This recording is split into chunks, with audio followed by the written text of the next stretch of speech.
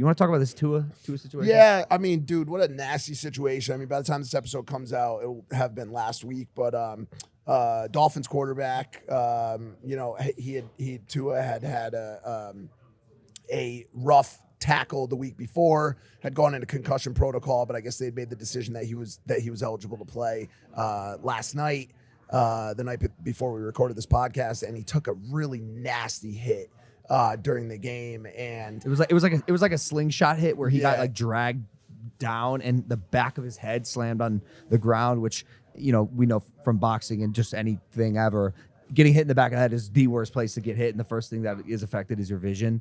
And he kind of flipped over, and it was obvious immediately that there was something dramatically wrong with his motor skills, his general function. Yeah, he was throwing up gang signs with his finger. Literally, it was disturbing, horrifying. Carted off the field, and there's been a lot of discussion once again about this CTE and concussion protocol in the NFL. It seemed like there had been a tremendous amount of progress made over the past few years in terms of how serious concussion protocol was, because they now know that CTE is such a major, lifelong, and enduring battle for these people after these head injuries. And so the Dolphins are under a tremendous amount of scrutiny right now as a result of allowing him to play after a potential concussion last week. News coming in today that they're sticking, their medical team is sticking with this concept or idea that he was eligible to play and he was out of concussion protocol and that it was safe for him to play. But it was a really challenging thing to watch, and it's going to be interesting to see how it continues to shape that space. So I played football in high school. I was an all-state linebacker, and I gave every bit of me to that fucking high school football team because my coach told me to, and he convinced me that I was going to give it all when I went on the field. And while that's an amazing mindset to have at life, right? Just attack everything full force. It really hindered my health. I got a concussion one game, and I was the linebacker, right? So I have to play or call the plays. I got hit head to head with a running back from Avon Lake, and I knew immediately like something was not this particular hit. Like I would spear guys. This particular hit like froze me a bit. So I stayed on the ground. I was on all fours. I went to get up and I went to call the play, which involved counting the linemen and counting the people in the backfield. I didn't know how to count, dog. I didn't know how to count or say words.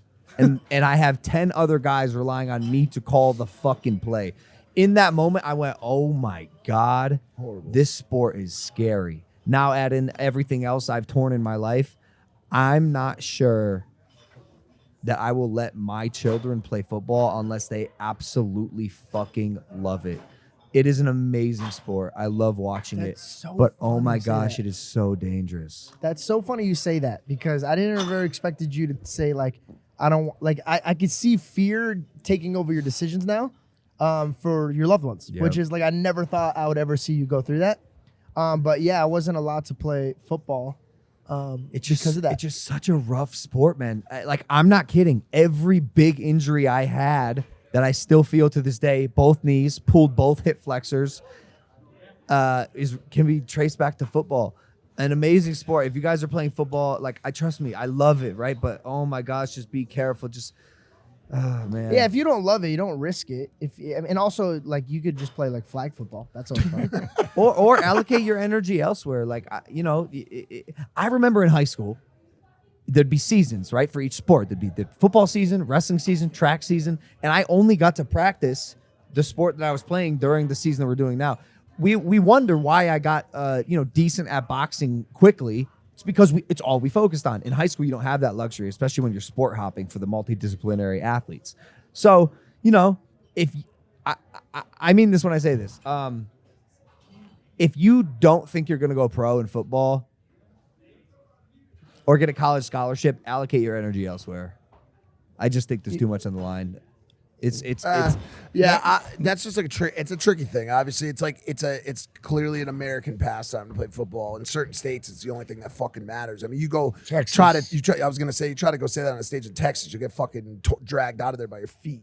No, he's meaning that I'm just looking dedicating your whole life. I've been there. We've seen it. We saw it with Tua, and I just don't. Yeah, but there's, I don't wanna, you know, I don't but wanna there's a see lot of others. accidents, man. I wasn't allowed to play football either, but I was allowed to ride BMX. I was allowed to ski jump. You know what I'm saying? Kids are kids, and they're gonna fuck themselves up regardless. Like at that age, you want to do things that test your physical limits. I can't even tell you on both hands how many concussions I've had. I've been knocked out cold so many. That's the fucking other times. side of this. And obviously, you could tell to an extent, but it's like, you know, you can take a couple knocks. Clearly, like what happened, to Tua was beyond what should have happened. The concussion followed up by a concussion. That's is the very, problem. that's very bad, and that's the thing, and that's what's weird about this. Because whenever I would have a concussion when I was a kid, the only thing that mattered was not getting another concussion quickly thereafter. Because your brain is swollen, correct? Right? So your brain is swollen. You're at high risk of major issues after your first concussion. Do you know so why? the swelling in your brain needs to fucking go down. You need to be very careful. So the idea of sending someone back out onto the field to face these 300-pound linebackers after concussion protocol that, you know, is shaded or filtered or obscured by other factors such as desire to win, obviously, money, sponsorships, coaching decisions that are based on their desire to continue wanting to be a winning coach so they get paid money. It's a fucked up situation that I thought the NFL had removed a lot of that guesswork from and made it very clear, CTE, concussion protocol, you're benched. Your ass is not fucking playing until you're cleared by multiple independent doctors. And so this seemed strange to me that they allowed this to happen, and he's fucked up. Well, that's because they were having a good season, and if they keep him in, they're going to win. Mm-hmm. And since he got out, they lost the next game.